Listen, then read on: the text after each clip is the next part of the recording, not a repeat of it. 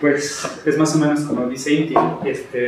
Después de la conferencia de Rafael de la Llave, hace unas 4 semanas, ¿no? Como 3 semanas, pues Inti se acercó a mí y me preguntó si... Bueno, primero me reclamó por no haber hecho un curso introductorio antes de la charla y después acordamos que entonces podría ser algo post charla para explicar un poco de qué se trata esto de la teoría CAM, o sea, sobre todo de esta teoría CAM que es particular en sistemas simétricos conformes, ¿no? O sea, la teoría CAM clásica está hecha para sistemas hamiltonianos, ¿no? Que desde el punto de vista geométrico son simplécticos. Y de hecho, o sea, yo hace varios años ya, o sea, desde 2009, un poco después de terminar mi doctorado, empecé a trabajar con Rafael y con Alessandra Celetti en esta teoría CAM para sistemas simpléticos conformes, que son sistemas que surgen desde el punto de vista de las aplicaciones, surgen de sistemas mecánicos que tienen una fricción muy sencilla, ¿no? Entonces ahora voy a hablar un poco, voy a mostrar ejemplos de estos sistemas simpléticos conformes, y voy a tratar, o sea, los ejemplos que voy a introducir son más o menos para, bueno, si no más o menos, son para motivar el hecho de escribir un teorema CAM y sobre esos sistemas y la utilidad. Por cierto, los sistemas que hemos demostrado a lo largo del tiempo incluyen el caso simpléctico de forma de caso particular, ¿no? Es un caso particular. Entonces, ahora van a ver por qué es un caso particular. Cuando se empiece a escribir las ecuaciones geométricas, espero que todo quede muy claro que los sistemas simplécticos están incluidos dentro de esta familia de simpléticos conformes. Bueno, entonces para introducir un poco de mecánica, puedo empezar con un ejemplo muy sencillo, que es el ejemplo que siempre utilizo. O sea, la gente que volvió a este curso en el caso simpléctico, en el caso particular simpléctico, entonces algunas de las diapositivas que estoy usando aquí vienen ya de ese curso. Entonces sí, hubo un poco de reciclaje, pero un poquito de reciclaje, pero ahora voy a enseñar algo nuevo, que es un caso muy natural de mecánica celeste, donde es introducir una fricción es bastante conveniente, ¿no? Bueno, entonces, un caso simplético para hablar de lo que es la teoría CAM. Empezamos con el péndulo. El péndulo, pues, péndulo que se resuelve en cuarto semestre de licenciatura, es una ecuación diferencial de segundo orden, y todas las soluciones están bueno, el plano fase, bueno, en este caso es un cilindro, ¿no?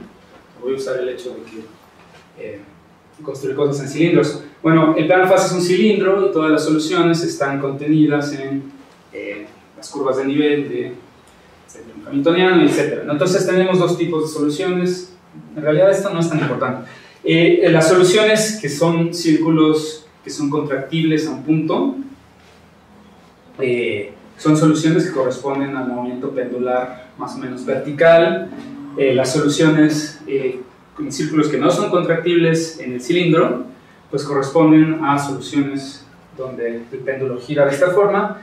Y después están las soluciones, estas heteroclínicas o homoclínicas en el caso del cilindro, que son estas soluciones que tardan infinito tiempo en llegar de un punto fijo, que es el punto fijo hiperbólico, vertical hacia arriba, de vuelta al mismo, etc. Entonces, lo primero que hacemos es ponerle una perturbación a este péndulo, y esta perturbación es dependiente del tiempo. Esta es una perturbación periódica dependiente del tiempo con frecuencia omega. Y entonces, si epsilon igual a 0, pues es el péndulo. Si epsilon es positiva, o sea, este cilindro, ahora el espacio fase es importante. El espacio-fase es el cilindro, cruz, el intervalo, es un intervalo 0, 2pi, ¿no? Intervalo 0, 2pi. Entonces, pues ahora la dependencia del tiempo. La pregunta es, ¿qué le pasan a estas estructuras invariantes? Por ejemplo, si epsilon igual a 0 y tomamos ese espacio-fase, entonces los círculos se convierten en toros invariantes, con distintas frecuencias, etc. Y lo que pasa, y una observación muy antigua, que remonta tal vez hasta Poincaré, es que, bueno, cuando pongo esta perturbación, esta epsilon es positiva, pues algunos de estos círculos persisten, estos se deforman a otros círculos, y hay otros círculos que desaparecen, ¿no? Y esto lo sabían, o sea, este es un ejemplo ya muy simplificado, pero la gente lo sabía desde hace mucho tiempo. La gente hacía cálculos en astronomía, por ejemplo, todo el trabajo de Linsted, etc. Y de hecho Poincaré recuperó muchas de estas cosas para su trabajo de método de la mecánica celeste. Y otra de las aportaciones de Poincaré es el mapeo de retorno, ¿no? Que ahora es como el mapeo de la sección de Poincaré. Pues ahora tenemos este sistema que es cilindro, cruz, el intervalo. Entonces podríamos ver qué es lo que le pasa a las trayectorias conforme dan una vuelta. Obviamente, en el espacio-fase que estaba enseñando anteriormente, hay también órbitas periódicas que persisten, y esto es un ejemplo. Este ejemplo de la persistencia pues es simplemente con un teorema de la función implícita, pero voy a agarrar una de estas órbitas periódicas, voy a agarrar una vecindad en el cilindro, que será una superficie, y voy a considerar el mapeo de retorno en esa vecindad, es decir, la órbita periódica en ese mapeo de retorno, vamos a decir que empieza en el cilindro, da una vuelta y vuelve al cilindro, será un punto fijo del mapeo de retorno, y en una vecindad lo que voy a tener es lo que se imaginaba Poincaré, es que pues un punto cercano pues va a regresar, no necesariamente un punto fijo, porque no es necesariamente una órbita periódica, pero pues va a regresar a la imagen bajo el flujo, ¿no? Entonces, pues la idea es la sección de Poincaré. Entonces, una cosa que enseño aquí es, este es un cálculo de hecho que hicieron Lauro y Verónica para un curso de geometría simpléctica y teoría CAM que dimos aquí Luis y yo, y entonces esto es lo que se encontraron Lauro y Verónica. No sé si te acuerdas de los apellidos de Lauro y Verónica. Montesinos. Lauro Montesinos, sí. Y de Verónica, bueno, lo dejamos pendiente, qué vergüenza. Pero hicieron este proyecto donde hicieron bueno, de hecho este fue el proyecto de Lauro. El proyecto en la materia solo lo entregó Lauro, y después junto con Verónica hicieron un póster para el taller de geometría que organizó Luis en Oaxaca, ¿no? Con Pablo Suárez. ¿Qué perturbación la que usaron? La perturbación es exactamente el mismo sistema que enseñé antes, entonces epsilon coseno de omega t. Entonces en la sección de Poincaré se ve esto, ¿no? O sea, tengan en la mente, bueno, no lo tengan en la mente, aquí está, para epsilon igual a 0, pues es el péndulo. Entonces, ¿qué se ve en la sección de Poincaré? Pues se ve el espacio-fase del péndulo, ¿no? Bueno, aquí se ve un poquito de ruido, pero porque el método de integración era lo mejor, no el más adecuado. Pero bueno, cuando epsilon se mueve, aquí la resolución es muy mala, pero yo les ayudo. Si epsilon igual a 0, es más o menos bueno, en la sección de Poincaré vemos algo que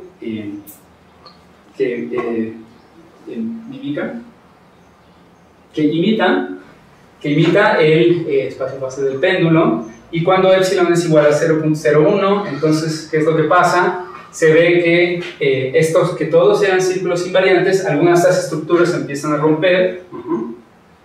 Obviamente, en el nuevo espacio-fase, pues ya estamos hablando de que estos círculos invariantes en realidad son toros, ¿no? Entonces, algunos de estos toros se empiezan a romper.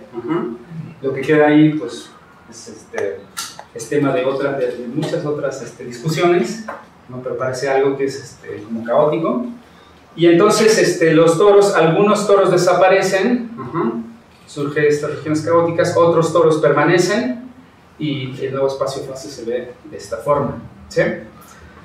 Conforme se va aumentando el tamaño de la perturbación, aquí epsilon es igual a 0.01, epsilon es igual a 0.1, se ve que estas regiones caóticas, digamos, crecen, porque como más toros se empiezan a romper, y cuando epsilon es igual a 1, que es una perturbación realmente muy grande, pues vemos que hay como regiones más grandes, caóticas, y Aquí el tiempo de retorno es el periodo de la perturbación.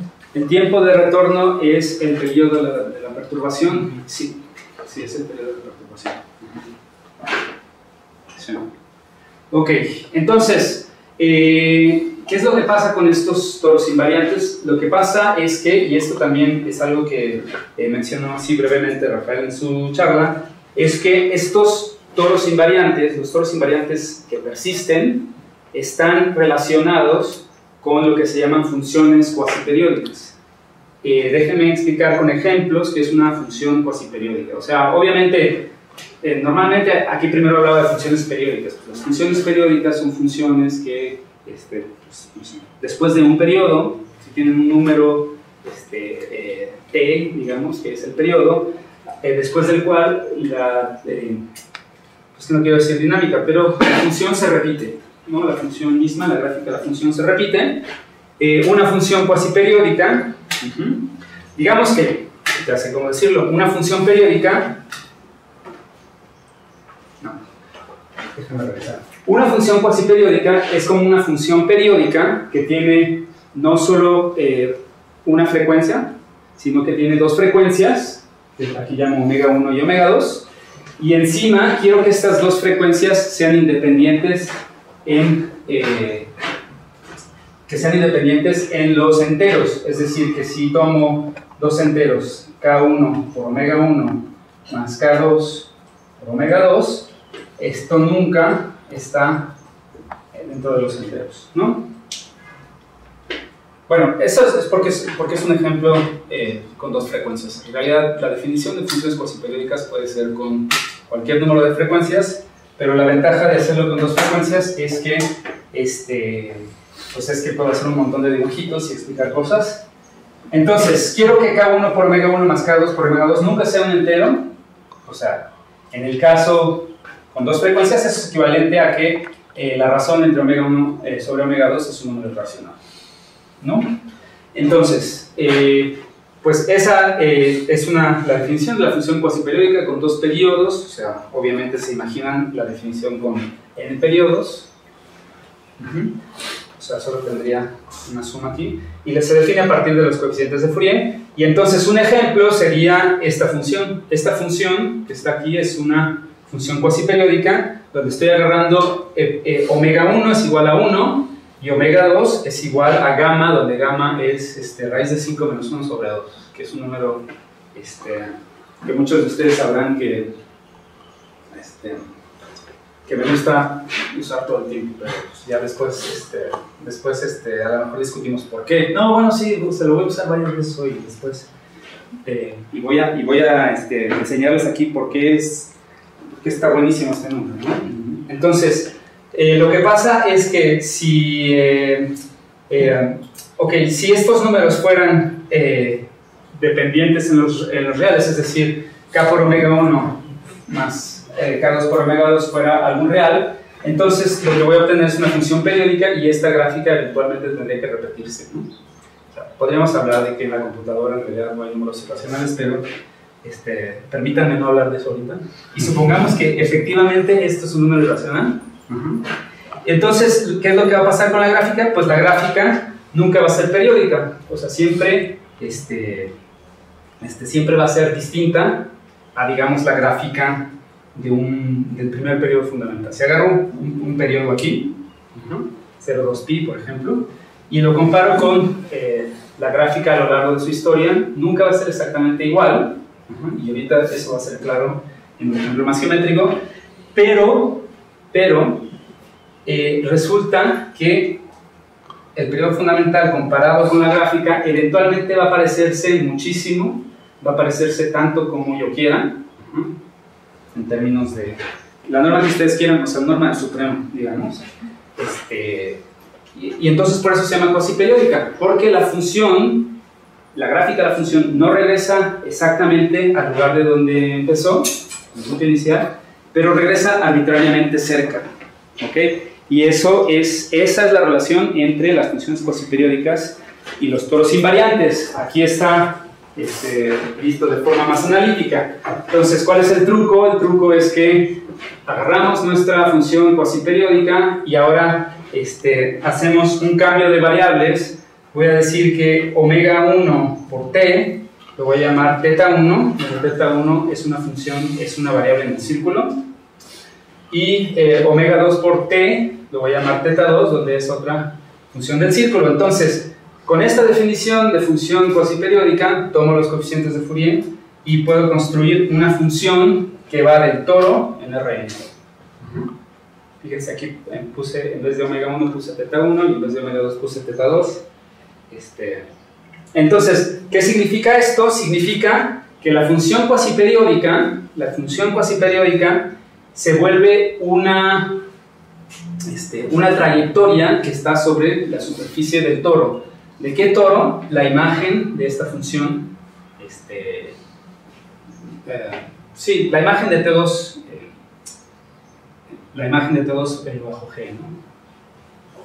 Entonces esa es la imagen del toro, ¿no? Entonces aquí lo puse, ¿no? Esta G de T, que es la función cuasiperiódica, es una trayectoria que está sobre el toro. Ahora, como omega 1 y omega 2 son independientes en los enteros, entonces pues resulta que la trayectoria va a ser densa. A ver si este es el toro, este es mi 2 toro, y entonces la trayectoria que está en el 2 toro pues tiene que ser forzosamente densa, precisamente porque bueno, ya, o sea, voy a parar porque seguro no me equivoco. Tiene que ser densa sobre la superficie del toro. Es densa sobre la superficie del toro, pero no es igual al toro. Ok. Entonces, ahí está el ejemplo que había puesto, ¿no? Que era seno por 2pi t más seno por 2pi gamma t.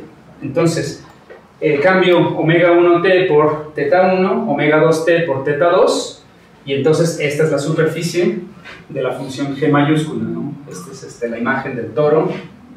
Está, aquí mi toro es el 0101 y ahí está la imagen, ¿no? Entonces ahora, ¿qué es lo que puedo hacer? Pues voy a pintar la función cuasiperiódica, ¿no? Que era cambiando eso por omega 1 y omega 2.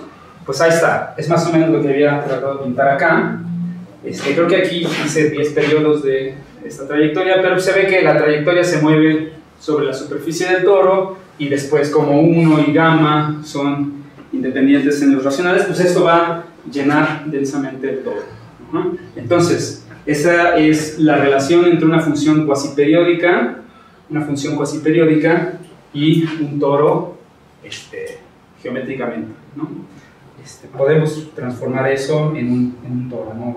O una cosa, una trayectoria densa sobre la superficie del toro. Entonces, por eso, en teoría CAM se habla a veces indistintamente de toros invariantes o de funciones cuasiperiódicas, ¿no? Entonces, se demuestra la persistencia de toros. ¿Y cómo es la persistencia de toros? Bueno, es la existencia de soluciones cuasiperiódicas bajo perturbaciones, etc., ¿no?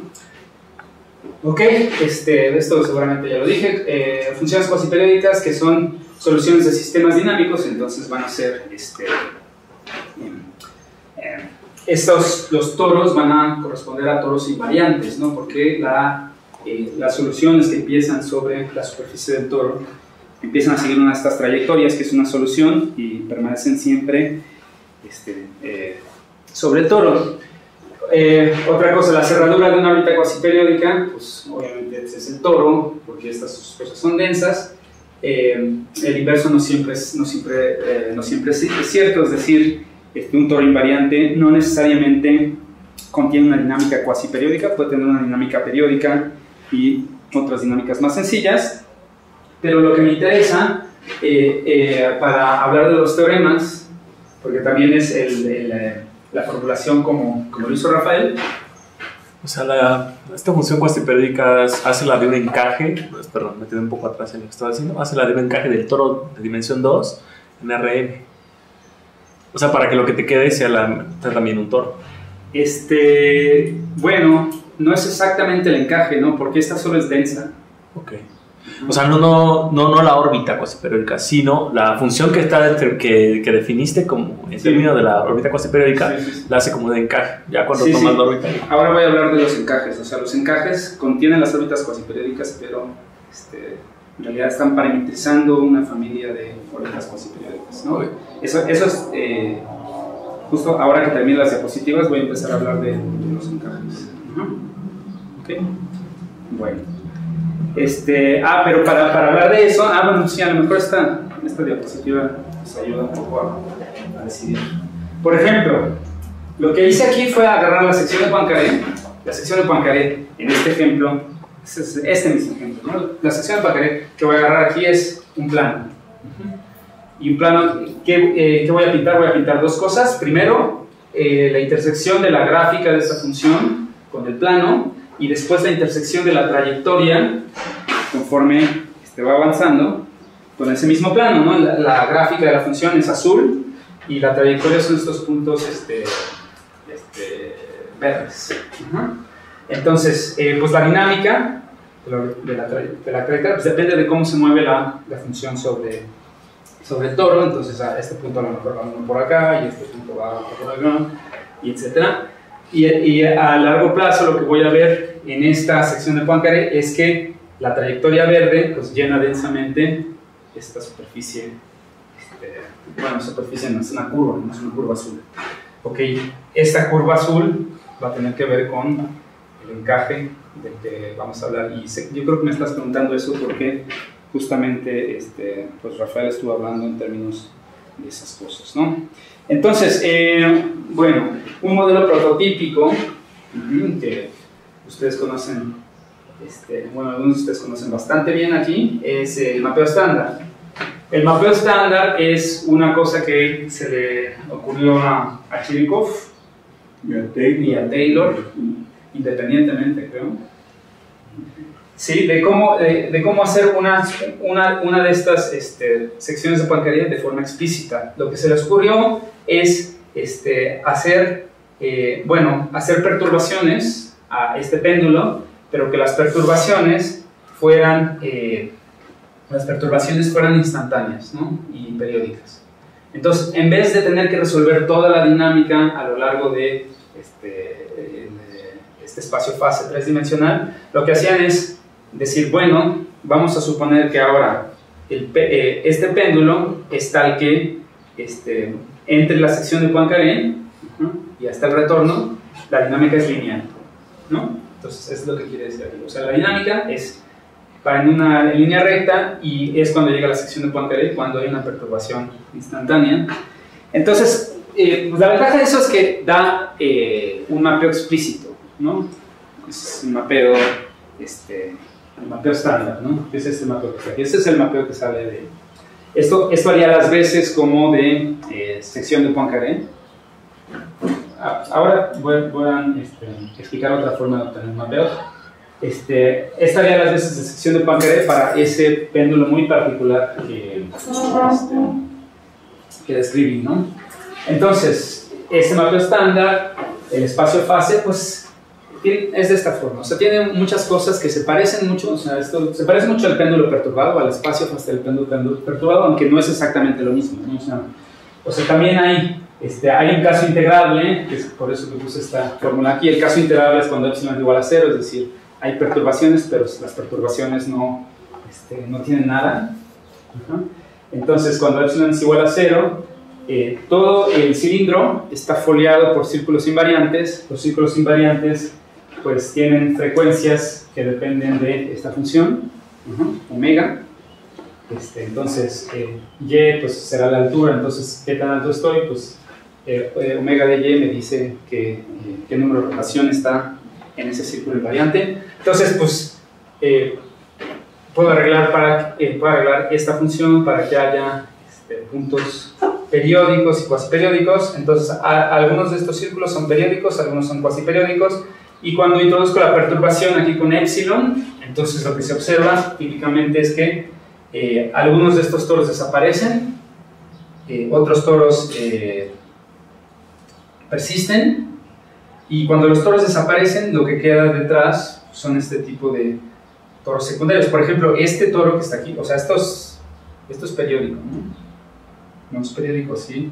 En realidad no es periódico, pero bueno. Entonces lo que viene de aquí es lo que se llama una resonancia, que aquí había una órbita periódica de periodo 0, eran por los puntos fijos. Ese toro con la perturbación inmediatamente desaparece, y lo que deja detrás pues son estas estructuras, ¿no? Que tienen toros contractibles y tienen regiones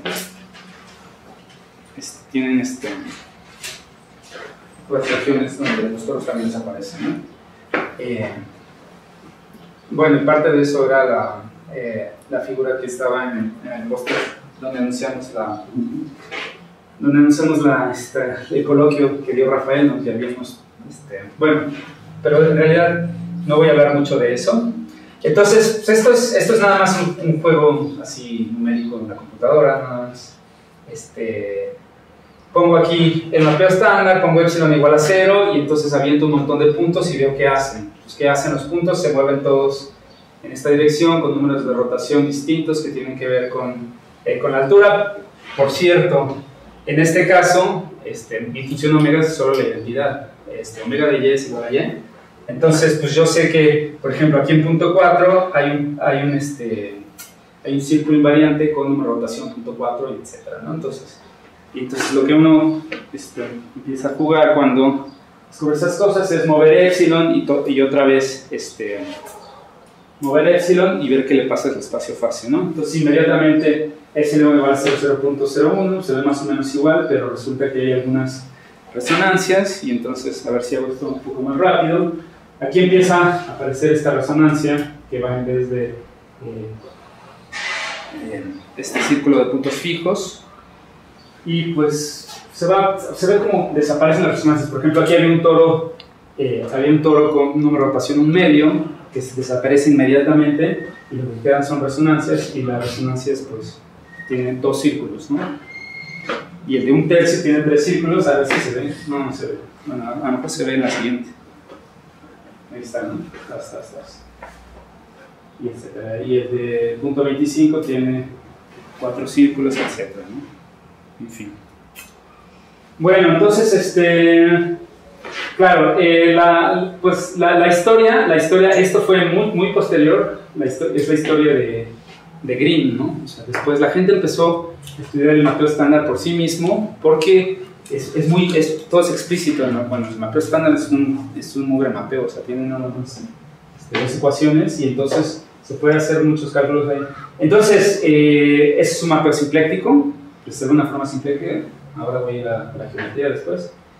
Y entonces en el 79, pues Green empezó a estudiar este mapeo quería saber cuál era el último toro en desaparecer, el último toro vertical, ¿no? De estos que no son contractibles a un punto.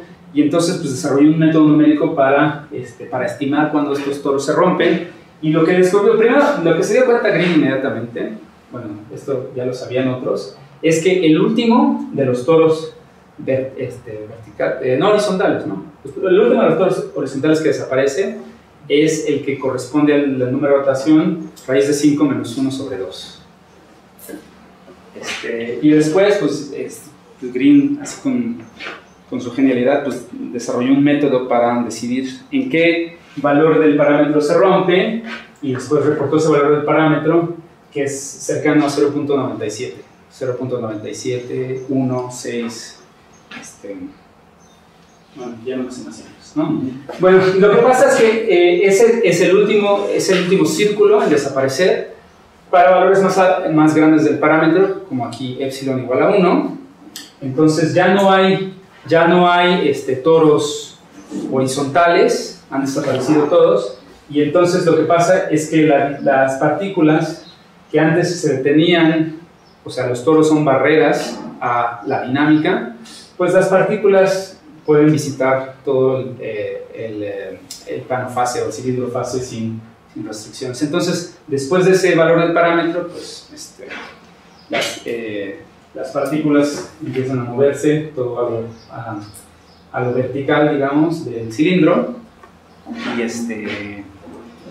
Y bueno, entonces lo que estoy enseñando aquí pues es nada más mi jueguito numérico, y pues ya sabemos que para ese caso pues las órbitas pueden seguir, bueno, ya, o sea, ya una vez que uno hace el código pues empieza a ponerle más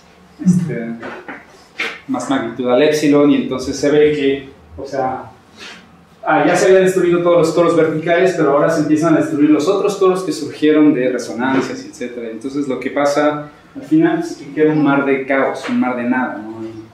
Entonces, conforme más grande el parámetro, pues esto es más irregular, y entonces ya ahí es epsilon igual a 3, en fin. Después, esto es lo último que tengo, ¿no? Epsilon igual a 5, pues solo queda ahí una isla con unos toros ahí medio desubicados, ¿no? Que están como 5.5. Bueno, en fin.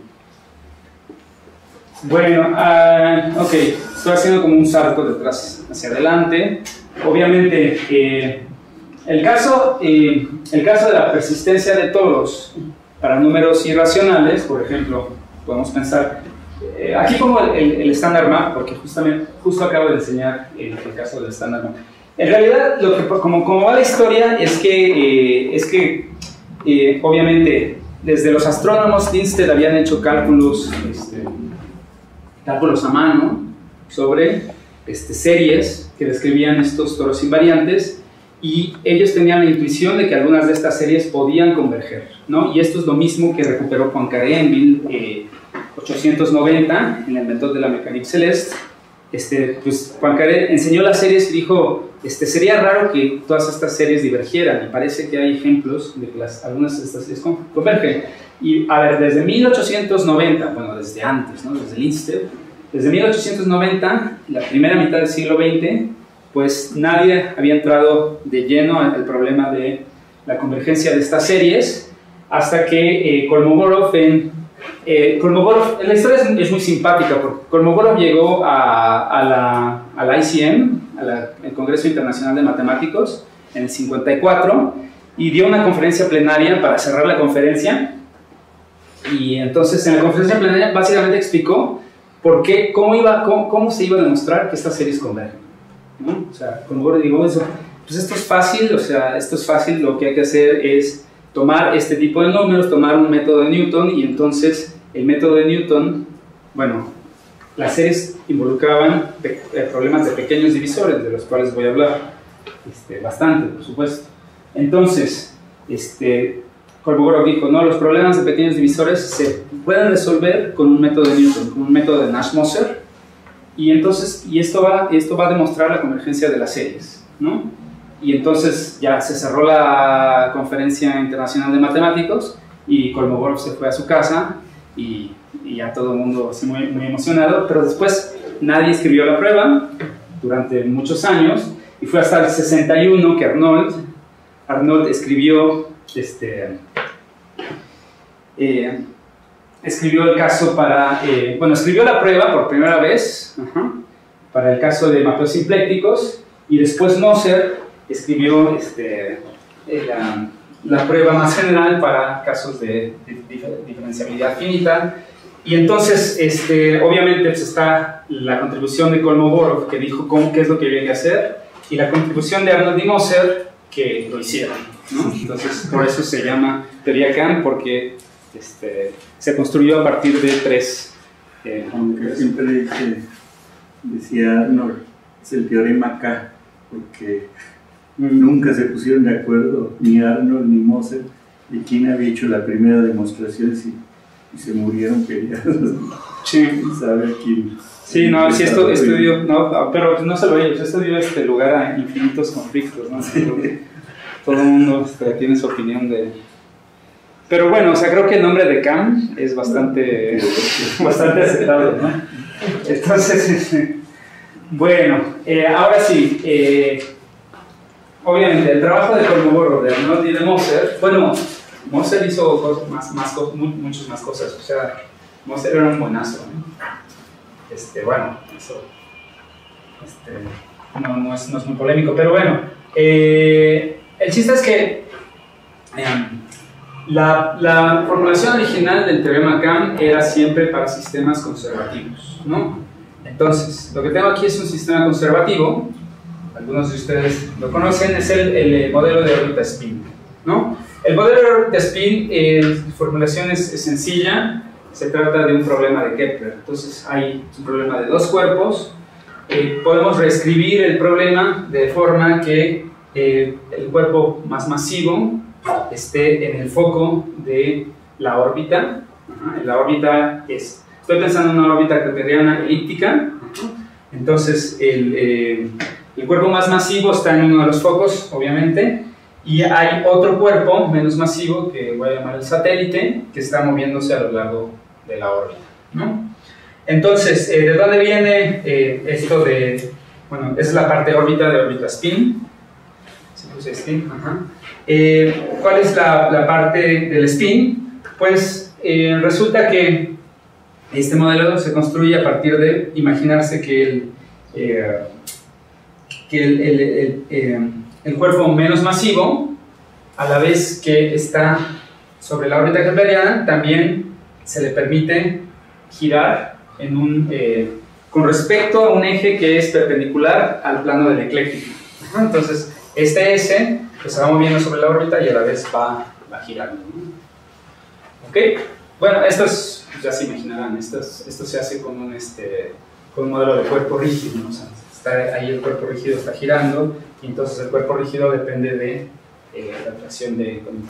Bueno, este es un sistema hamiltoniano que depende del tiempo, y entonces, pues obviamente... ¿Quién es Epsilon ahí? Epsilon es la interacción entre los dos cuerpos. La interacción entre los dos cuerpos. ¿O es la...? No, sí, perdón, sí, sí, gracias. Epsilon, sí. Epsilon... qué bueno que me pongan. A ver. Epsilon es igual a D menos A sobre 2, donde A y B son los momentos de inercia. Sí, tienen razón. Entonces, epsilon depende de la forma de este cuerpo rígido, ¿no? Si es un cuerpo más oblato, entonces epsilon va a ser más grande. Y si es un cuerpo que en el plano de la eclíptica es más circular, bueno, si este cuerpo es un disco en la eclíptica, entonces epsilon es igual a 0, porque los dos momentos son iguales. Los dos momentos en la dirección de la eclíptica. Sí, gracias. Exacto, sí. Bueno. Ok, entonces, ahí está mi modelo de órbita spin. Aquí hay, ¿de dónde sale todo? Pues obviamente, pues, ¿qué podemos? Bueno, antes que nada, déjenme decir que tenemos aquí dos ángulos fundamentales. Voy a moverla. No, dos ángulos fundamentales. Uno es la anomalía verdadera, F, que es la posición del satélite a lo largo de la órbita kepleriana, y el otro pues, es la orientación de este satélite conforme se va moviendo. Entonces, esta orientación la voy a fijar con este ángulo X, que es el ángulo entre el ángulo que tiene este satélite con el eje el mayor de la órbita, ¿sí? Y bueno, ya tengo estos dos ángulos. Ok. Bueno, caso integrable, ahora sí, conforme a lo que preguntaba Luis. El caso integrable puede ser que el satélite en el plano es un círculo, ¿no? Pues imaginemos que el satélite es una esfera, por ejemplo. Entonces, pues ahí no hay interacción y pues los dos ángulos se mueven libremente. Ahora, tengo estos dos ángulos, déjenme llamarles θ1 y θ2 para recuperar lo que estaba diciendo anteriormente. Pues obviamente estos dos ángulos viven en un toro, ¿no? Entonces, si θ1 y θ2, la razón entre θ1 y θ2 es racional, entonces esta trayectoria que vive sobre la superficie del toro, pues va a ser una órbita periódica. Y esa es lo que siempre, el ejemplo que siempre pongo, y de hecho es uno de los ejemplos que motivaron esto, es el caso de la Luna, ¿no? El caso de la Luna siempre muestra la misma cara hacia la Tierra, no siempre es el conejo viendo hacia la Tierra.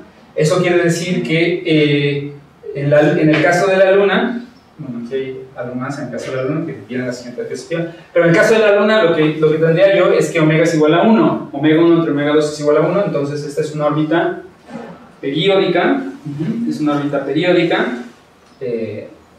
y pues la inclinación aquí es 1, entonces pues la Luna da una vuelta y después regresa y enseña la misma cara, ¿no?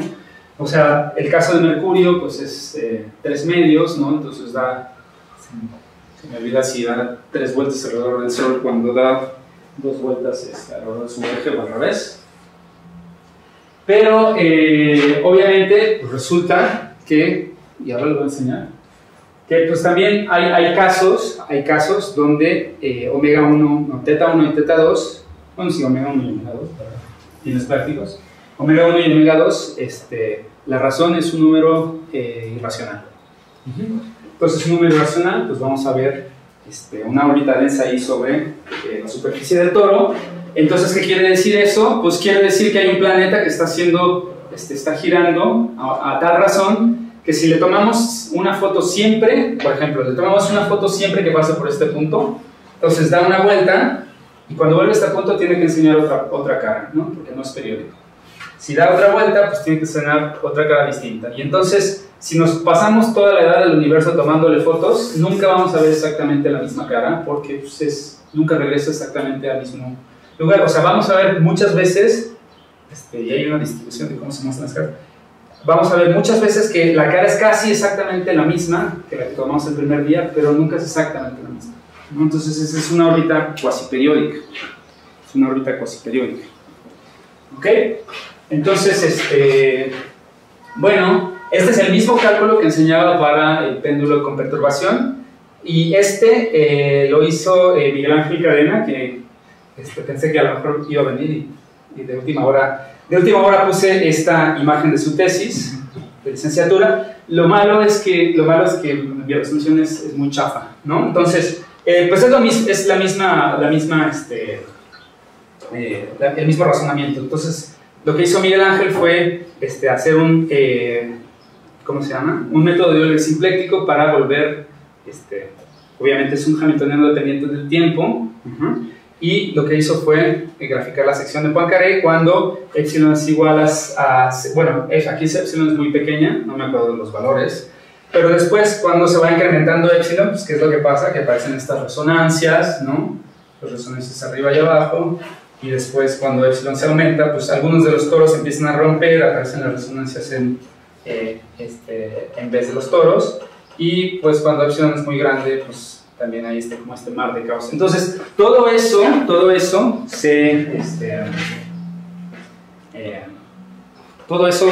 también aparece en esto no es un péndulo, ¿no? Esto ya es como una cosa más de verdad, ¿no? Y entonces, pues es el mismo mecanismo, ¿no? Ahora sí. ¿De dónde viene? Tenemos ese caso del sistema hamiltoniano.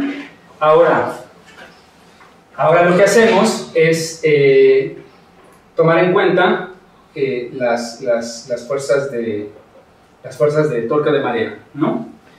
¿Por qué? ¿Cuál es la motivación para considerar las fuerzas de torque de marea? Pues la motivación es que este es más o menos el plano fase del modelo de órbita spin.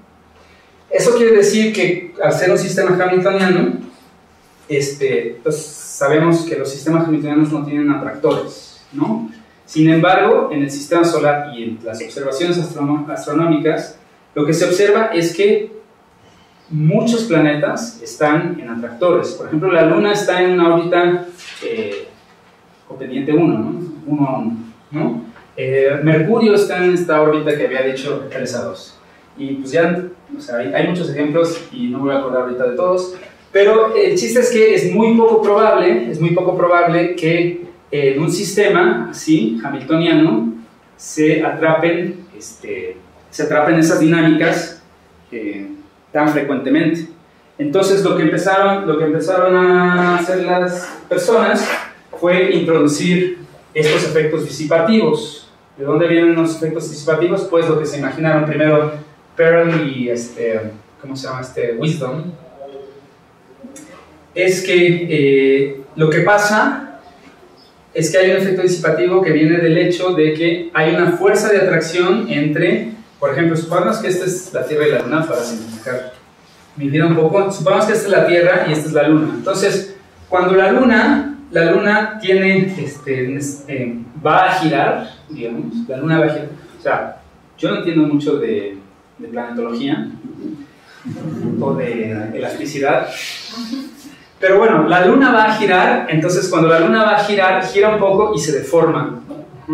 Entonces, eso, ustedes me van a corregir, seguramente, ojalá. Eso involucra que hay una resistencia de la Luna a girar, porque cuando gira tiene que deformarse y apuntar de nuevo hacia la Tierra, ¿no? La Luna está apuntando hacia la Tierra así, y gira un poco, y entonces tiene que deformarse para apuntar de nuevo hacia la Tierra por la fuerza de atracción de la Tierra, ¿no?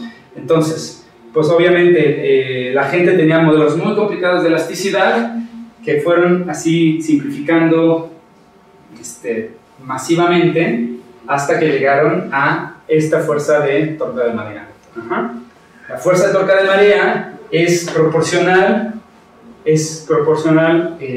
a la velocidad, x punto, que es la velocidad, x es esto, ¿no? X es la orientación del planeta. Entonces, cuando el planeta empieza a girar, entonces hay una disipación aquí, y esto es la velocidad a lo largo de la órbita kepleriana. Entonces, esta es como la velocidad relativa del planeta apuntando.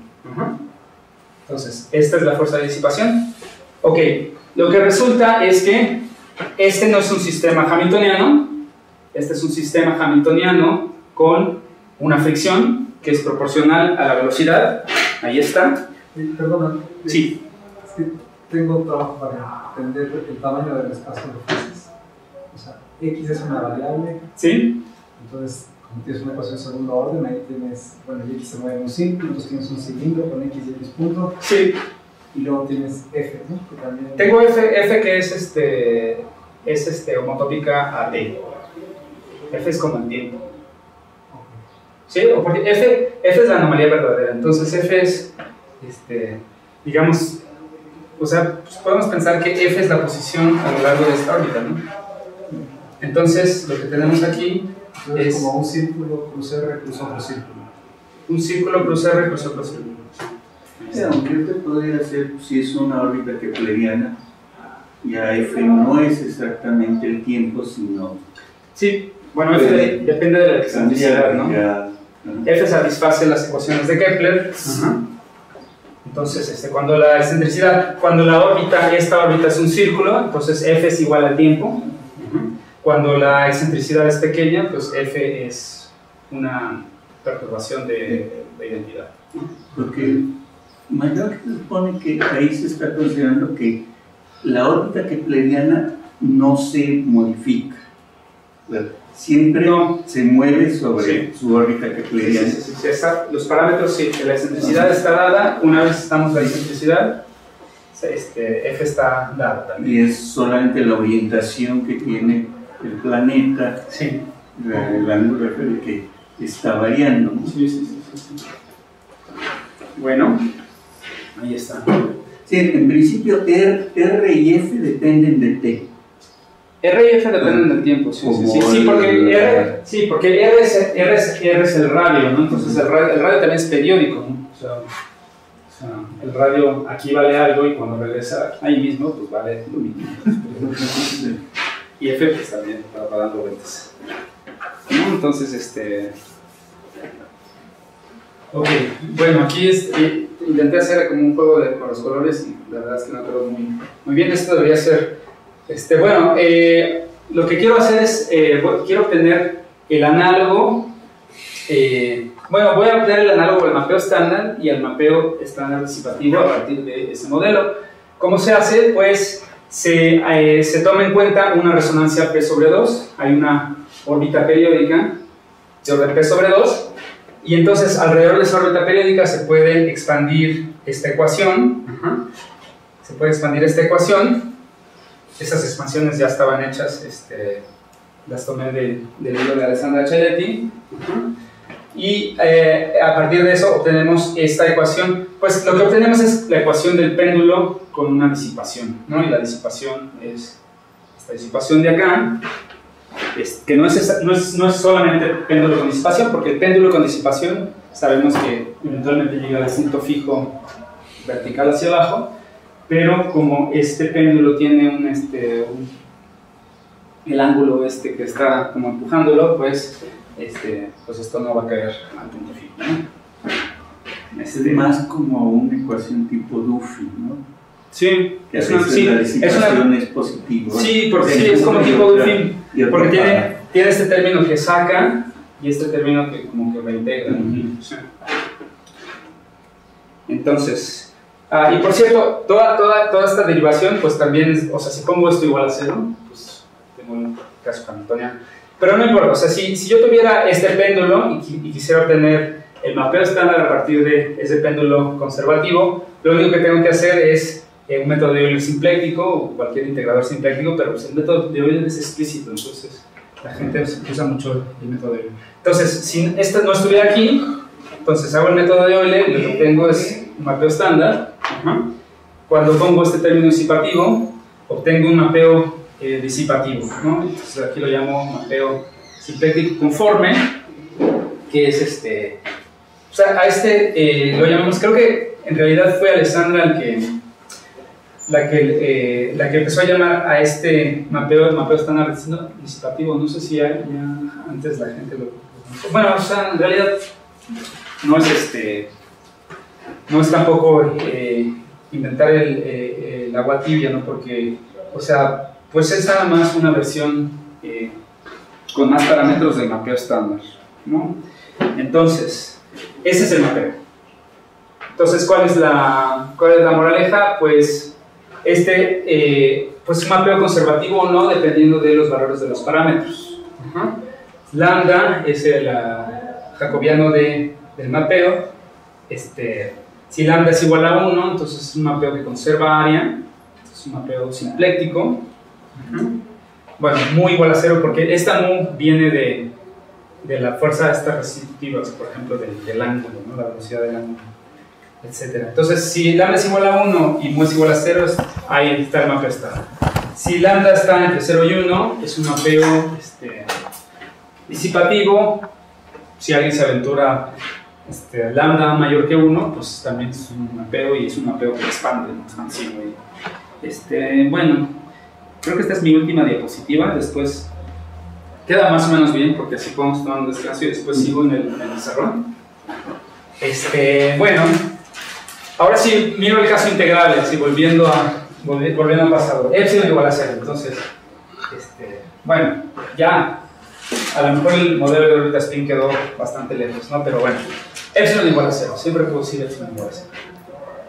Si epsilon igual a 0, pues este mapeo es un mapeo, la dinámica es muy sencilla en este mapeo. Lo único que hace este mapeo es esto, ¿no? Lambda saca, es una disipación, mu reintegra. Entonces, lo que vamos a tener es que la dinámica en el cilindro, déjenme pintar aquí el cilindro.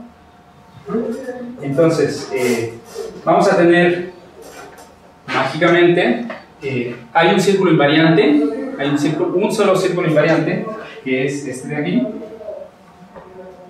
Está en omega igual a mu sobre 1 menos lambda. Y toda la dinámica es digamos que asintótica hacia ese círculo invariante. O sea, esto decae, arriba decae, abajo crece por mu. Y entonces, pues depende de los parámetros. Si yo ajusto mu y lambda para que este omega sea un número racional, entonces lo que vamos a tener es que la dinámica sobre este círculo pues también va a ser racional, ¿no? Va a ser periódica. Si omega es distinto de un racional, es decir, es un irracional, entonces la dinámica sobre este círculo pues va a ser una órbita densa aquí, ¿no? ¿Sí? Entonces, pero si ven la diferencia, o sea, si lambda es menor que 1, en realidad todos los demás toros desaparecen, y lo único que queda es uno de ellos, ¿no? Y aparte, en ese toro, es el caso integrable, pero en ese toro conocemos la frecuencia. Entonces el caso integrable en estos mapeos con disipación es muy distinto al caso integrable de los mapeos con sin disipación, ¿no? Entonces, bueno, sí, o sea, esto ya es el final de mi presentación. Entonces, si Inti, que es el jefe, está de acuerdo, entonces propongo que tomemos un descanso pequeño y después empiezo a hablar de la geometría de este tipo de sistemas y empezamos a hablar de qué quiere decir hablar de teoría CAM en este caso.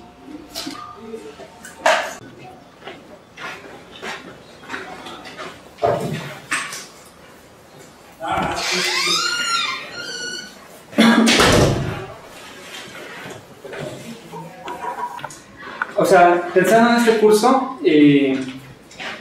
yo lo que tenía pensado es que hay una cosa que quiero dar, que es la demostración del teorema CAM, la explicación, justificación de qué significa y por qué lo demostramos de esa manera. Pero después, o sea, yo creo que hay suficiente tiempo para abordar temas. O sea, hay varios temas que podría abordar, entonces lo que yo propongo es que les dé algunas opciones sobre qué tema les interesaría más y entonces a partir de eso pues a partir de eso puedo orientar las sesiones posteriores en un sentido o en el otro. O sea, por ejemplo, no sé si bueno, es que va a ser más fácil que conforme vaya explicando las cosas les diga hacia dónde pueden ir ciertas direcciones. Por ejemplo, hay una cosa más geométrica que es sobre variedades normalmente hiperbólicas, porque resulta que estos toros son variedades normalmente hiperbólicas. También hay, si la gente está interesada en los métodos numéricos, podría hablar de métodos numéricos. También si la gente está interesada en el límite de cero disipación, etc. Entonces, bueno, yo propongo que voy a ir explicando las cosas y después voy a mencionar algo, y si alguien está interesado en alguna cosa en particular, pues me lo diga para saber también qué decir más adelante, ¿no? Entonces, primero voy a empezar con algo que es universal, que es geometría. Entonces, lo único que quiero es, tengo esta omega, que había escrito ahí un ejemplo antes, que es una dos formas cerrada, es una dos formas simpléctica, ¿no? Es forma simpléctica.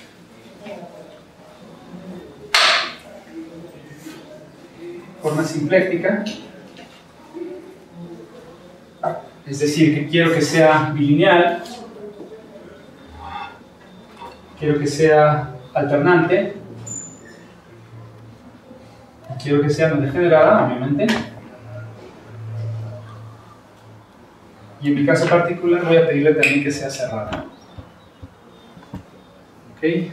Entonces, esta dos forma va a estar definida en una variedad simpléctica. Bueno, o sea, lo voy a hacer así un poco en general. Esto es sobre definición de un flujo, no un flujo, sino un campo vectorial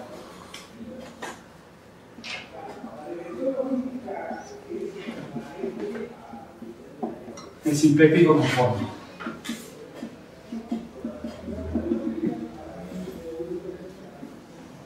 Bueno, en realidad puedo definir un campo vectorial simpléctico conforme siempre que tenga una variedad simpléctica. Entonces voy a decir que M omega es una variedad simpléctica bueno, una variedad, sí,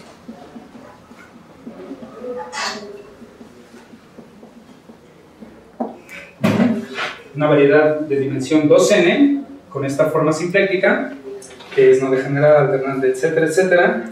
Y entonces puedo escribir la representación matricial de esta forma simpléctica. Entonces, esta forma simpléctica actúa sobre dos vectores, U y V, y la voy a escribir de esta forma. Entonces, J, bueno, esta depende de un punto sobre la variedad, entonces J de X por V es la representación, esta es la representación matricial de esta forma simpléctica, ¿no? Bueno, en realidad todo lo que voy a hacer aquí, la forma simpléctica canónica que voy a utilizar, o sea, puede haber otras, pero para mí, o sea, en la demostración que voy a hacer, voy a suponer que esta forma simpléctica es pues difeomorfa a el cilindro. ¿Sí? Para mí va a ser el cilindro.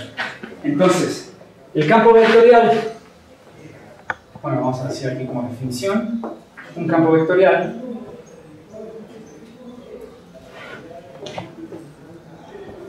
voy a llamar X es simpléctico conforme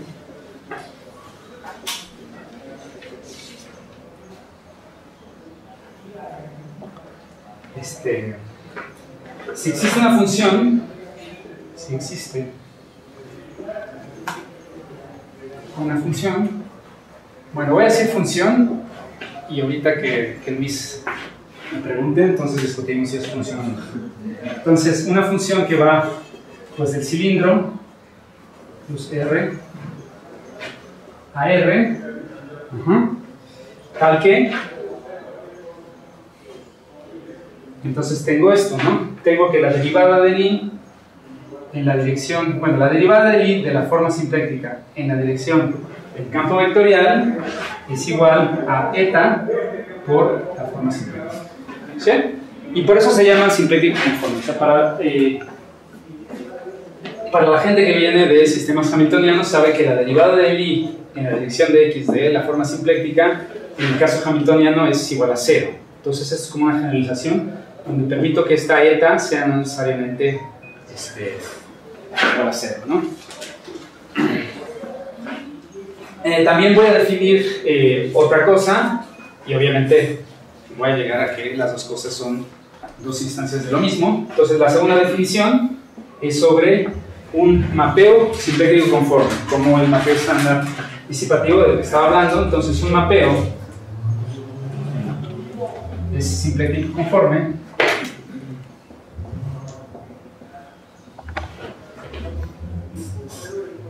si existe. Bueno, voy a poner aquí una función otra vez. Lo que pasa es que va a ser trivial ver que esta función tiene que ser constante en la mayoría de los casos. Existe una función lambda. Se podría poner aquí también dn plus rn en r, tal que el pullback de la dos formas simpléctica es igual a lambda por la forma simpléctica. ¿Ok? Entonces, ¿cómo? La F es el mapeo. Un mapeo F, gracias, es simpléctico conforme. F es simpléctico conforme si existe una función tal que el pullback de la forma simpléctica es igual a el múltiplo de la forma por esta lambda. ¿Ok? Entonces, dos observaciones. Primero, como para... O sea, es curioso, ¿no? Porque esa es la definición general, pero rápidamente uno se da cuenta que estas funciones tienen que ser en la mayoría de los casos constantes. Tal vez debería ser eso. Primero, bueno, pues es muy fácil ver que esto tiene que ser una constante, ¿no? En el caso de que tengamos una forma cerrada. ¿Por qué? Porque, fíjense ustedes, puedo partir de aquí.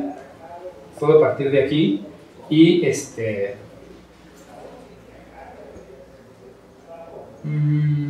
parto de ahí o primero pruebo. A ver, ¿qué es más fácil? Bueno, tal vez lo más fácil es ver que el flujo al tiempo t de un campo vectorial conformalmente simpléctico es un mapeo simpléctico. Entonces, veamos que puedo hacer aquí una línea, ¿no? ¿Qué tal ahí? Digamos que el flujo phi de t de un mapeo, de un campo vectorial simpléctico conforme, es un mapeo simpléctico conforme, ¿no? O sea, estos campos vectoriales simpléticos conformes son una generalización de campos hamiltonianos. Es una generalización de campos hamiltonianos. Es una generalización de campos hamiltonianos. El campo hamiltoniano, lo que tendría aquí es 0, pero ahora permito que eso sea pues muchas cosas, ¿no? Entonces, ahora tengo ese campo simplético conforme y agarro el flujo al tiempo t. Entonces, ¿qué es lo que tengo? Pues tengo el teorema de Lie, ¿no? Entonces, si agarro, quiero ver que esto sería igual a un múltiplo por omega, ¿no? Entonces, lo que voy a hacer es escribir una ecuación diferencial. Voy a tomar la derivada de el pullback de la forma simpléctica vía el flujo, que es un mapeo, un t fijo. Entonces, lo que tengo aquí es la derivada de este lado de la ecuación. Entonces, por el teorema de Lie, esto va a ser el pullback de la derivada de Lie. Entonces ya está, ¿no? Porque es el pullback de la derivada de Lie en la dirección de este campo vectorial conformalmente simplético de omega, ¿no? Pero esto yo ya sé, por la definición, yo ya sé que esto es igual a eta omega. Entonces esto me sale, bueno, la eta la puedo sacar de frente. Bueno,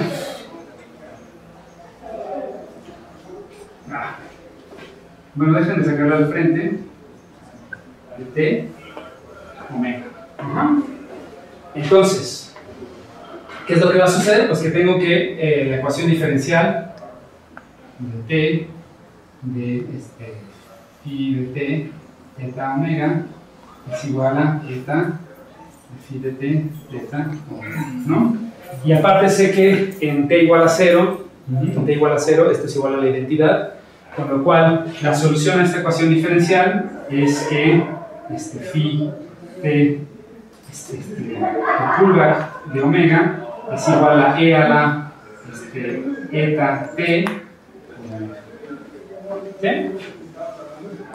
Entonces, esta va a ser mi lambda, ¿no? Sí, o sea, ya me voy dando cuenta que lo que debería haber hecho primero es darme cuenta que esta lambda tiene que ser constante en la mayoría de los casos, porque también estoy usando aquí el hecho de que eta fuera constante, ¿no? Pero es obvio ver que esta lambda tiene que ser constante, porque déjeme tomar la derivada exterior de esta ecuación. Entonces, la derivada exterior de esta ecuación es d de f estrella, pullback de omega por f estrella. Entonces esto es igual a f estrella de d omega, pero yo dije que omega es cerrada, entonces esto es igual a 0, entonces esto es igual a 0. Entonces la derivada exterior de este lado también tiene que ser igual a 0, pero la derivada exterior del otro lado es lambda omega, y la derivada exterior de esto pues va a ser de lambda cuña omega más lambda cuña de omega, pero de omega ya dije que es cerrada, entonces esto es 0, con lo cual tengo que 0 debe ser igual a la derivada exterior de lambda cuña omega. Entonces, ¿qué es lo que tengo aquí? Pues tengo varias posibilidades. En realidad lo que tengo es que esto es una 3 forma. es una 3 forma, ¿y cuál es el problema? Pues el problema es que esta tiene que ser igual a 0. Esta tiene que ser igual a 0. Obviamente, si estoy en el caso del cilindro con n igual a 1, que es una variedad de dimensión 2, entonces esta 3 forma es trivialmente igual a 0. Si estoy en una variedad de dimensión más grande, para que esta forma sea igual a 0, entonces lo que tiene que pasar es que d lambda sea igual a 0. Con lo cual, bueno, opción 1 es que d lambda es igual a 0. Obviamente hay otra posibilidad que podemos discutir. Puede ser que esta forma sea paralela, que d lambda sea paralela a omega, ¿no? Entonces, bueno, en realidad lo que hacemos normalmente en todos estos casos es librarnos de problemas y asumir que lambda es una función constante. Entonces, lambda es una constante. Entonces, todo lo que digo aquí tiene sentido porque si lambda es una constante, esto siempre va a ser igual a 0. Entonces, todo esto se cumple. Y también, pues, pero si d lambda es paralela a omega, no necesariamente eso es igual a 0, ¿no? Omega cuña omega. ¿O cómo? Ah, ya entendí. O sea, quiero escribirlo en general, no quiero escribir una forma. Ok, pues esto es lo que está diciendo, es eso, ¿no? Entonces, déjenme asumir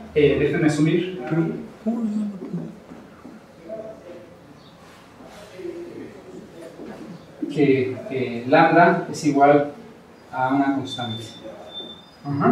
Entonces, o sea, es como medio de mal gusto, pero podría regresar aquí y cambiar la definición y decir en vez de lambda una función, entonces lambda es una constante. Y aquí también esto voy a pedir que sea constante, ¿no? Obviamente, pues, queda todavía el caso unidimensional, donde, o sea, esto puede ser una función, esto puede ser una función, de hecho va a ser una función de una de las variables del cilindro, la variable angular, y todavía podría sostener todas estas definiciones, pero quiero de entrada quitarme de problemas y asumir que todo es constante, ¿no? Ok.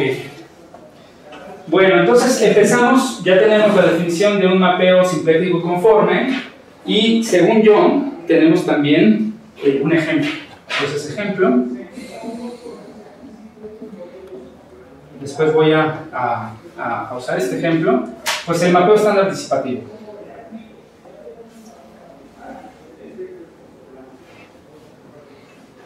El mapeo estándar disipativo está aquí, es xn más 1 es igual a xn más yn más 1, digamos, y yn más 1 es igual a lambda yn más mu más epsilon v' de xn, ¿no? Que vino del modelo de Rutherford. Entonces, este es mi ejemplo. Por cierto, si lambda es igual a 1, mu es igual a 0, este es el mapeo estándar, pero el mapeo estándar satisface justo que el mapeo estándar es simpléctico, ¿no? El mapeo estándar es simpléctico. Entonces, lo que va a cumplir el mapeo estándar es que el pullback por el mapeo estándar de omega es igual a omega.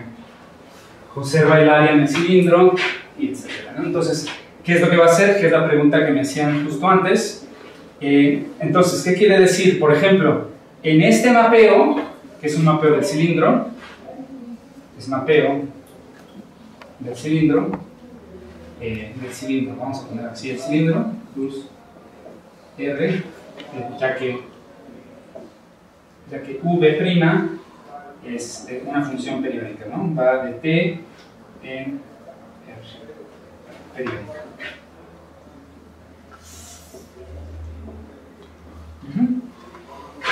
Ok, ahora sí. ¿Qué es lo que tenemos? Que este mapeo es conformalmente simpléctico, ¿no? Por esta lambda, el valor de lambda que yo le pongo aquí va a saltar al frente de la forma simplética, y en el cilindro lo que significa eso, y es una pregunta que es buena pregunta porque así puedo explicar un poco de Lo que significa esto es que si tengo una región de tamaño 1, es lo que comentaba, la imagen de esta región bajo el mapeo F, pues tiene que ser una región de tamaño lambda, ¿no? Entonces, este mapeo, la dinámica de este mapeo, lo que hace es contraer las regiones por lambda, ¿no? Por eso es la idea de disipación. Es el valor del determinante del jacobiano, ¿no? Sí, si calculo el determinante del jacobiano de F, déjenme escribir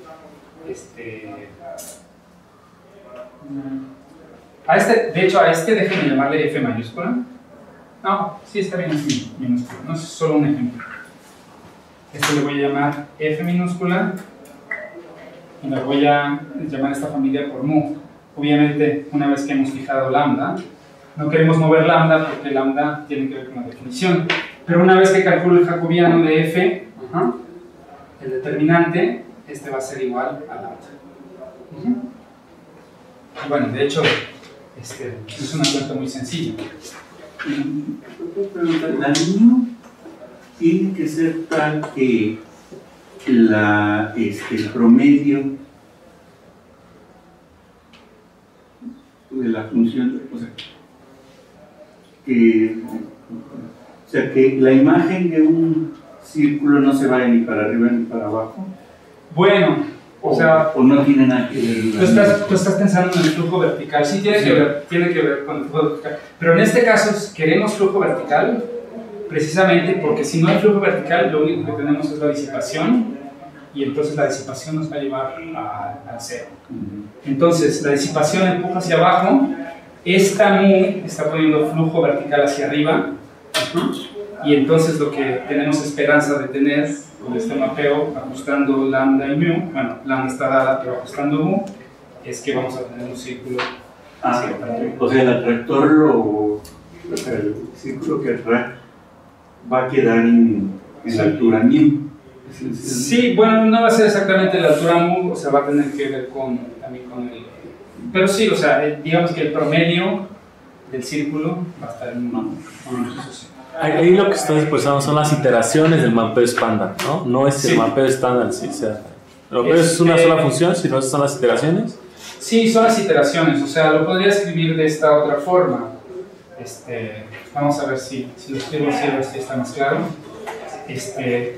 Voy a agarrar F, voy a agarrar dos puntos en el cilindro X y Y, y a esos puntos X y Y lo que les voy a asignar es X más lambda Y más mu más V' de X, y a Y le voy a poner lambda Y más mu más V' de X. Ok.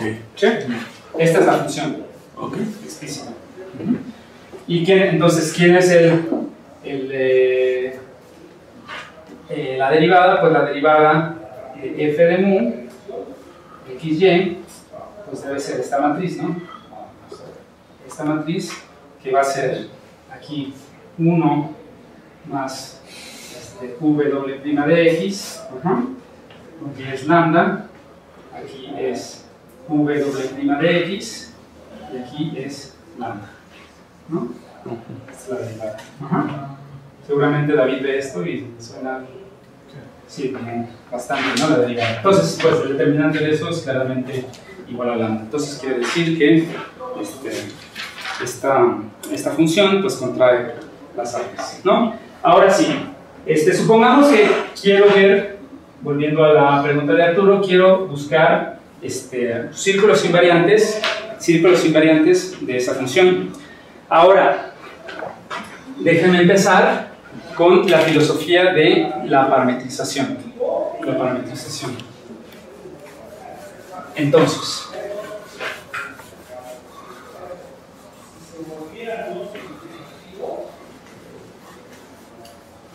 ¿ok?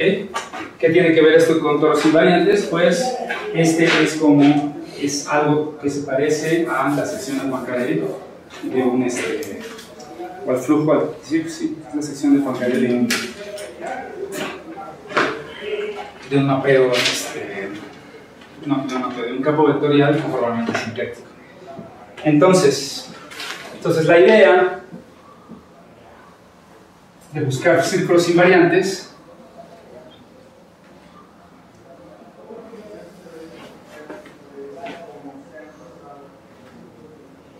por el método de la parametrización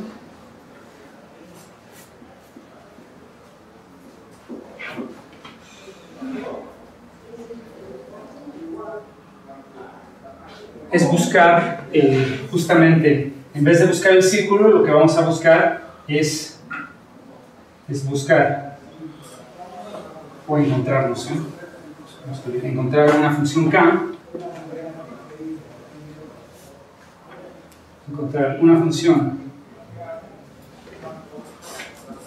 K que vaya, estoy en el caso del cilindro, ¿no? Entonces, es el cilindro de dimensión 2. Entonces, que vaya del círculo en el cilindro.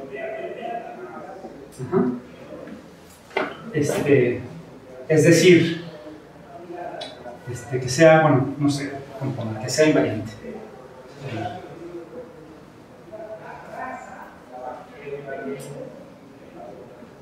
¿Ok? Entonces,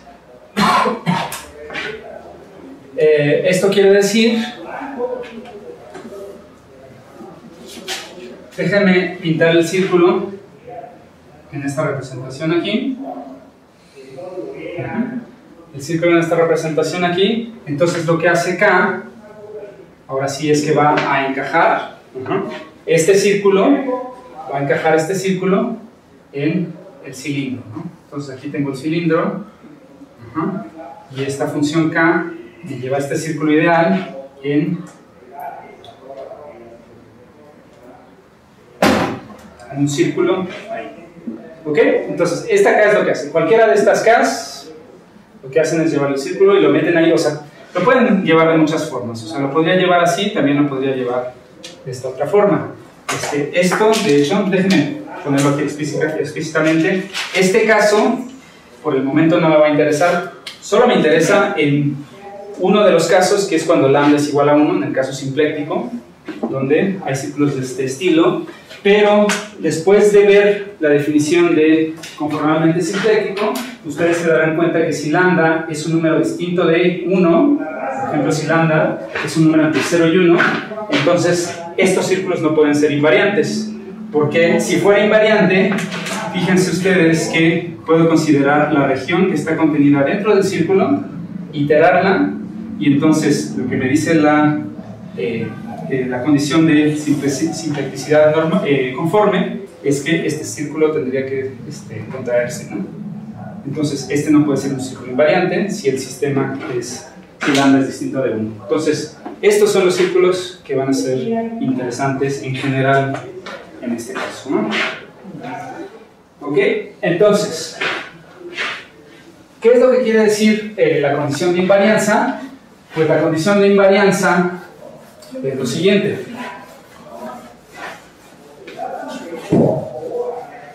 Entonces, condición de invarianza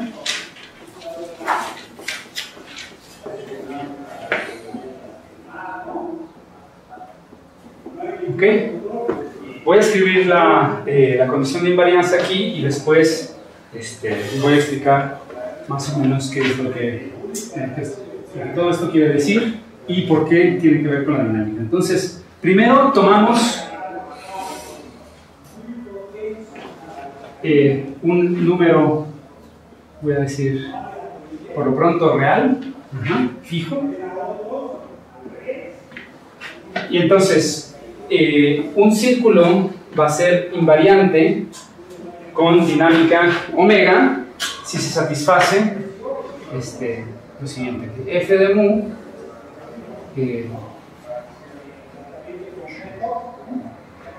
más bien k seguido de f de mu es igual a k de teta más omega, ¿no? Esta es la ecuación de invarianza que siempre se escribe. Es la ecuación de invarianza que siempre se escribe. ¿Y qué es lo que quiere decir esto? Vamos a ver.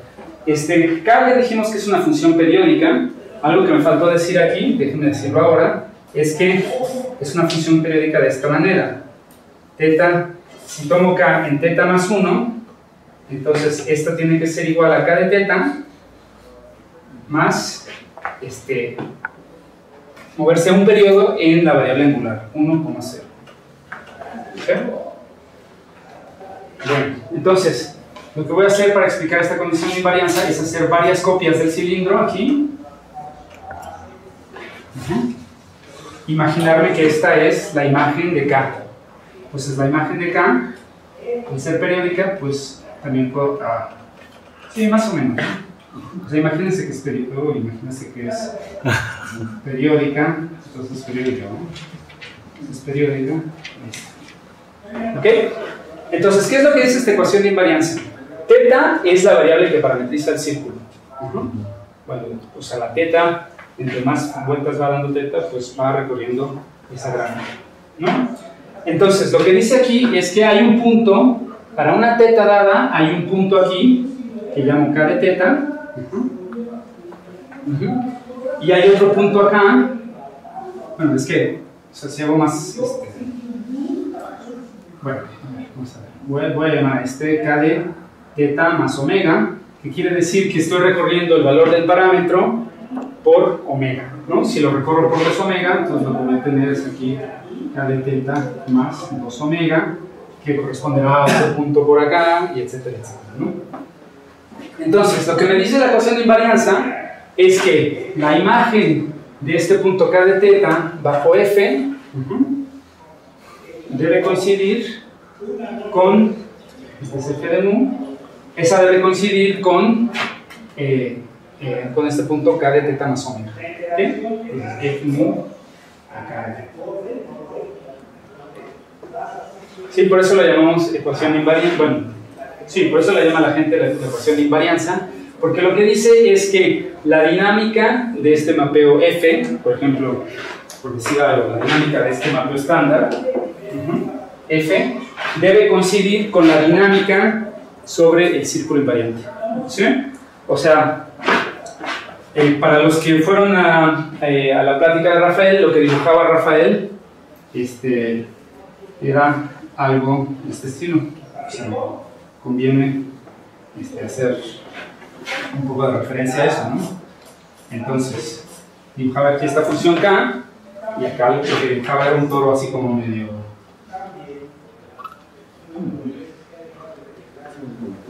no sé cómo decirlo, medio pues, torcido. Este es un toro ideal, y este es un toro así medio torcido. Entonces, lo que es exactamente lo que tengo aquí. Aquí tengo mi toro ideal, es un toro de dimensión 1, y este es mi toro torcido, que también está torcido como ese, ¿no? Entonces, lo que pasa es que esta definición la pongo aquí en dimensión 1 porque es más fácil de explicar, pero esta es una definición que se satisface para dimensión arbitraria, y eso va a ser también el caso del teorema. El teorema también va a estar demostrado en dimensión arbitraria. Entonces, ¿para qué sirve esa ecuación de invarianza? El chiste es que... O sea, es de alguna manera o de alguna forma es como si estuviera conjugada con una traslación, ¿no? Sí, es una rotación. Digo, una rotación. Es una rotación rígida. Sí. Una rotación rígida. Esa es la idea de que la dinámica sobre el toro es conjugada a una rotación rígida. Sí. Entonces, es como si uno dijera, lo que pasa en el toro, aunque sea muy complicado, todo se reduce a verlo como una rotación rígida. Sí. O sea, imagínense que todo esto está sucediendo en la sección de Poincaré, y volviendo al ejemplo del flujo, acuérdense que la dinámica sobre el toro, pues en cierta forma, era como lineal, ¿no? O sea, o es conjugada una cosa lineal. Entonces, si yo tengo una cosa lineal aquí, entonces lo que a eso equivale en la sección de Poincaré es a tener una rotación rígida. Es por eso que podemos escribir la ecuación de esta forma. O sea, esta ecuación pues dice todo eso. Dice que el círculo es invariante, que la dinámica dentro del círculo es conjugada a una rotación rígida y que la conjugación es la función K. ¿Ok? ¿Qué es lo que quería decir? Ok. Ahora, una vez escribiendo esto, les voy a decir cuál es la estrategia de usar esta filosofía. en realidad lo que se hace, en vez de encontrar una solución cuasi periódica, en vez de encontrar esta trayectoria con rayitas, lo que se hace es encontrar la K. Entonces, a ver, la filosofía, no quiero poner filosofía, el punto de vista o el método es el siguiente.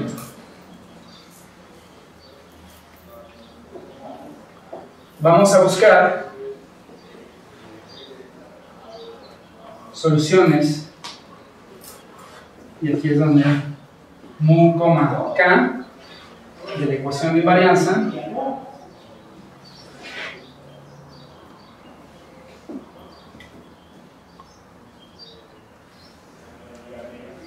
invarianza pues esta, ¿no? F de mu compuesto con k de teta es igual a k de teta más omega.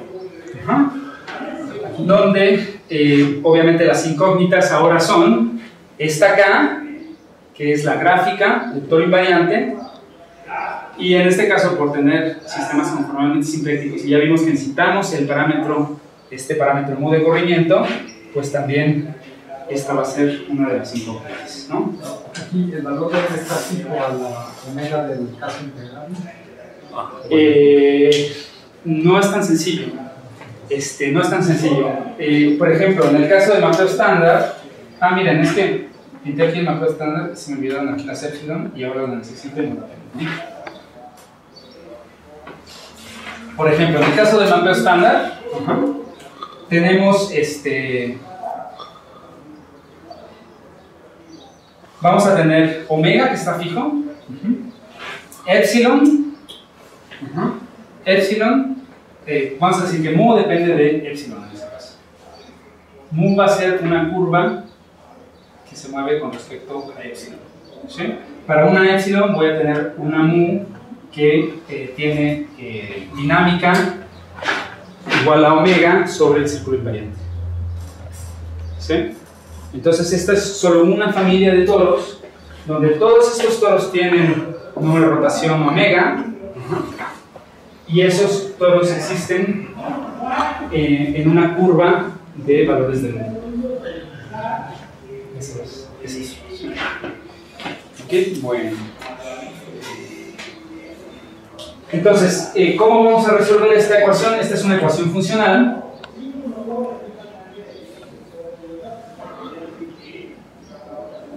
Y en cierto sentido se resuelve de forma... se resuelve de forma perturbativa. De forma perturbativa.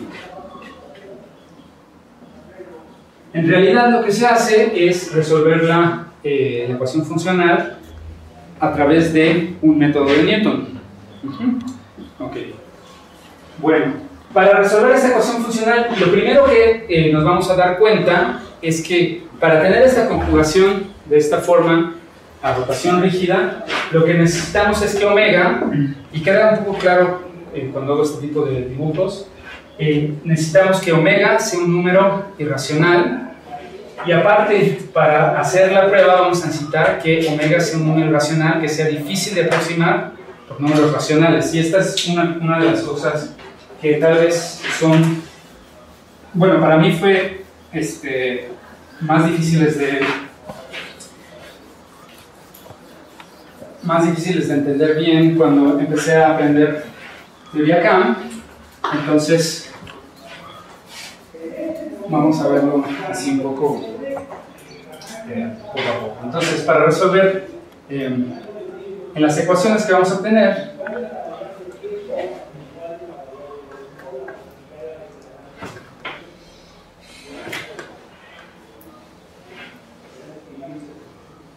vamos a necesitar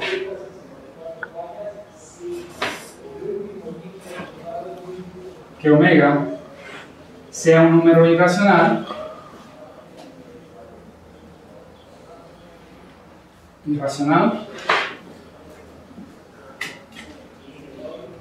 difícil de aproximar,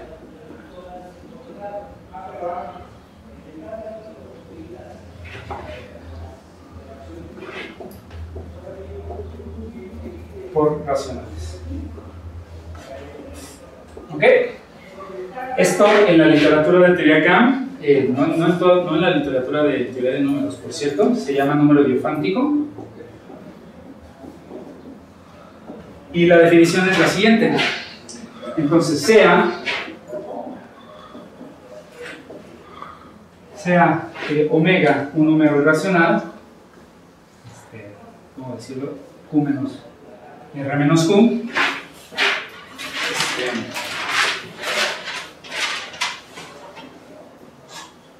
tal que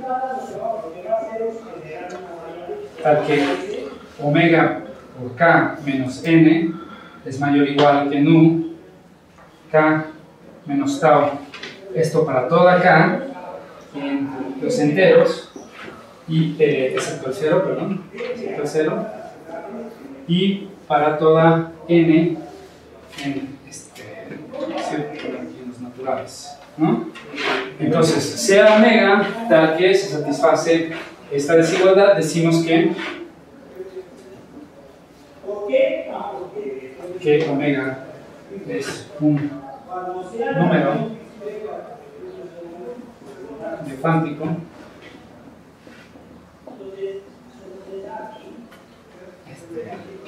y lo denotamos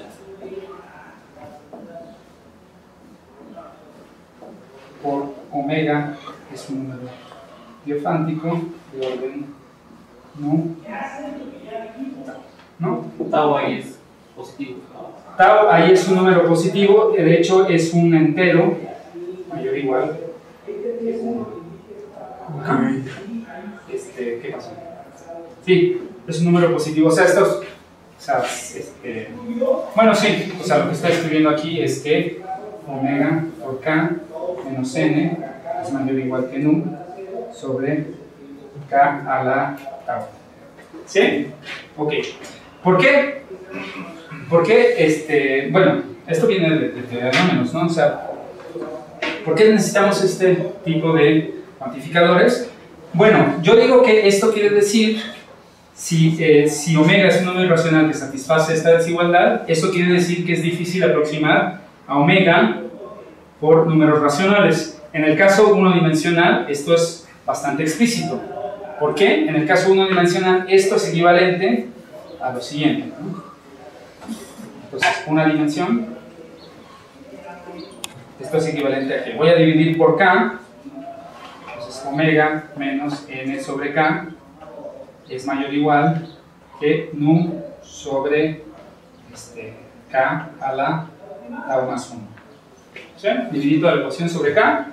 Ok, aquí está mi número racional. Entonces, ¿qué es lo que está diciendo esto? Omega puede estar cerca de N sobre K, solo en el caso en que K sea un número muy grande. ¿Sí? Si omega es muy grande, si K es muy grande, entonces esta parte de la ecuación es pequeña, y esta parte de la ecuación es pequeña, permite que los números se acerquen. ¿Sí? O sea, hay ejemplos triviales, ¿no? O sea, tal vez vamos a hablar de este ejemplo trivial y después, bueno, pues sí, no voy a tener tiempo de hacer mucho más. Por ejemplo, estos números diofánticos pensados en el intervalo 0,1 tienen medida total, tienen medida positiva. Sí, tiene medida completa, sí. ¿Sí? Sí. Sí, esa es una aplicación trivial de Borel-Cantel. O sea, la unión de todos los números diofánticos para toda nu ya en el intervalo. Entonces, vamos a poner aquí, o sea, bueno, no sé, este ejemplo para mí es más o menos significativo, entonces ustedes me dirán si tiene sentido para ustedes, ¿no? Entonces vamos a tomar omega,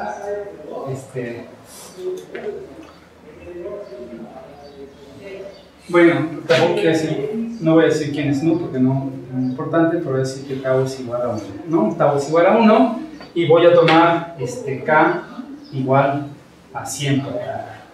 K igual a 100, entonces tomo mi desigualdad, me dice que este número en particular, omega menos n sobre 100,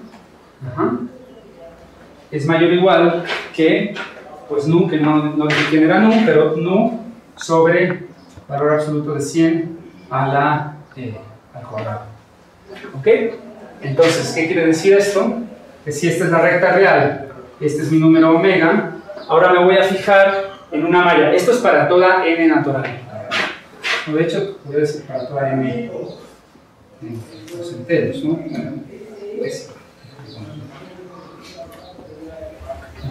Entonces, esta es una malla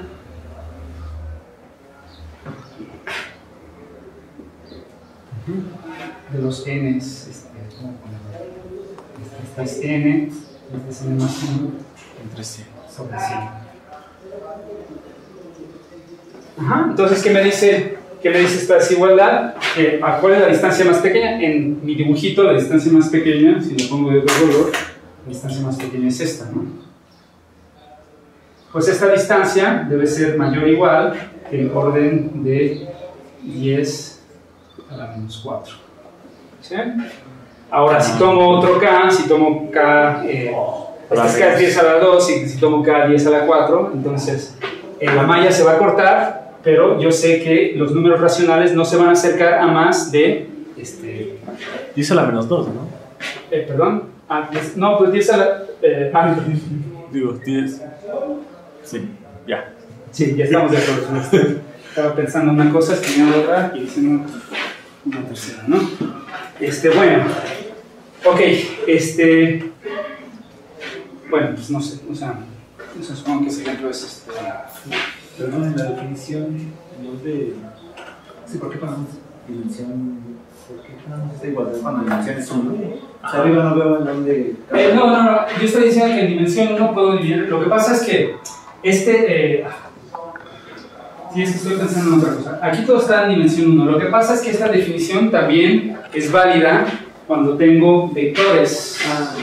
Por eso es por eso que le pongo este punto ahí. Entonces, este número podría ser un punto en Rn menos Qn, y lo que tendría aquí es un vector de enteros, y aquí tendría un vector de ¿cómo se llama? Independiente en los enteros, ¿no?